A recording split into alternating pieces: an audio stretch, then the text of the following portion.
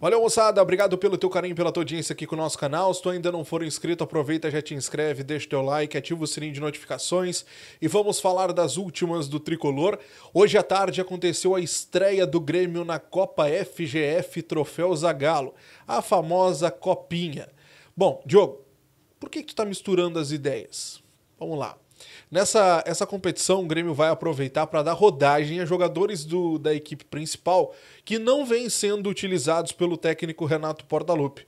O principal deles que esteve na partida de hoje como titular foi talvez o Rodrigo Caio, assim como o zagueiro Natan Felipe e também o Mila. Os três jogadores atuaram junto com a equipe sub-20 contra o Passo Fundo. O Grêmio venceu a partida por 1-0, o gol do Pedro Vitor, tá?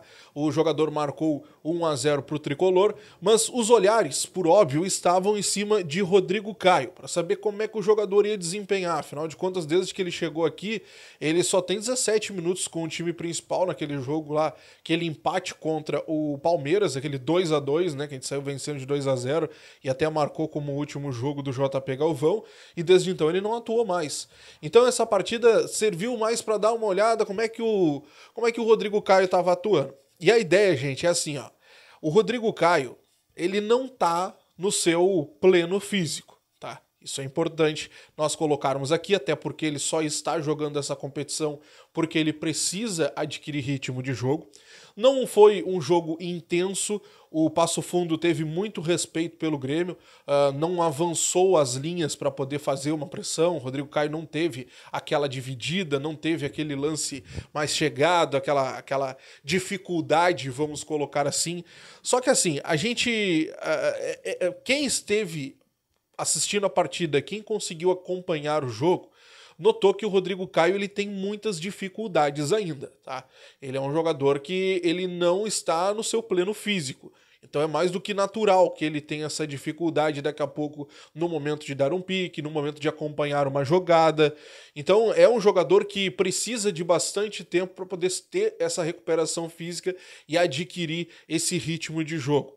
Estiveram assistindo esse jogo o Kaique, o Edenilson e o Reinaldo também estiveram lá no CFT Eldorado acompanhando o colega, então o Rodrigo Caio, que jogou hoje à noite assim, jogou hoje à tarde, aliás, assim como o Mila e também o zagueiro Natan Felipe. Beleza? Gente, vamos avançar um pouquinho porque a gente precisa falar sobre um ponto muito importante.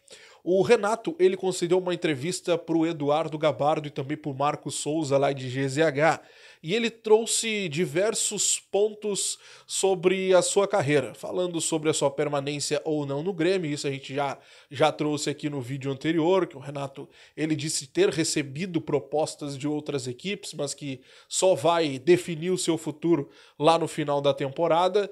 Mas um outro ponto dessa entrevista que está sendo divulgada aos poucos lá por GZH, um outro ponto dessa entrevista que chama a atenção é a questão da aposentadoria do Renato.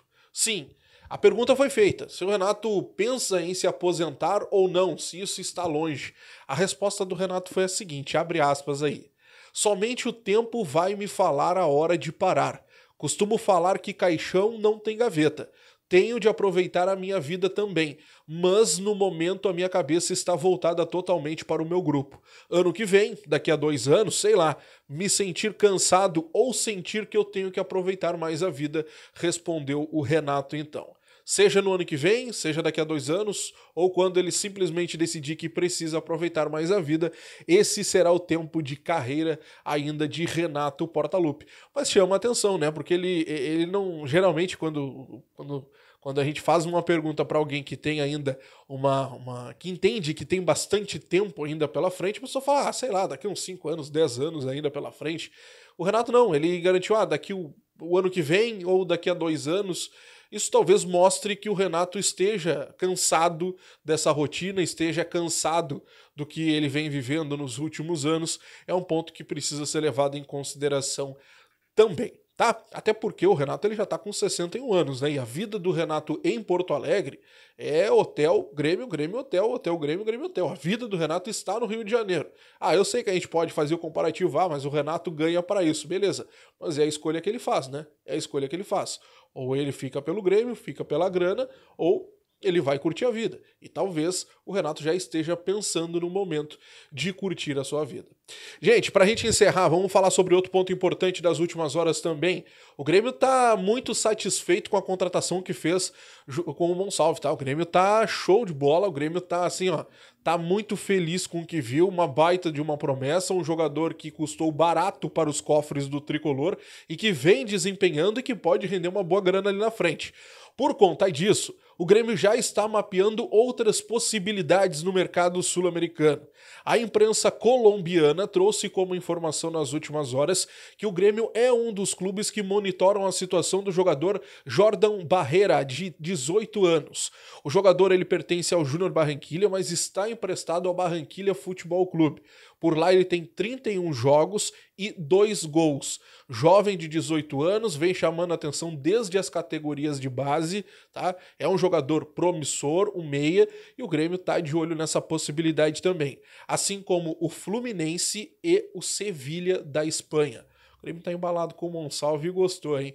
Eu prefiro assim, tá? É 1000 vezes o Grêmio de olho nessas possibilidades de negócio de jogadores que podem chegar com um custo mais barato, mas que podem deixar um grande retorno dentro de campo e também no campo financeiro, do que tu contratar aquele jogador mais velho, aquele jogador que muitas vezes te traz mais prejuízo do que justamente um retorno, né? Claro que tu tem que ter uma equipe mesclada, tem que ter um equilíbrio, legal, mas tu pensar sempre no futuro é muito melhor. Se inscreve, deixa o like, ativa o sininho de notificações, estou de plantão, qualquer notícia será aqui no canal. Grande abraço e até a próxima. Tchau.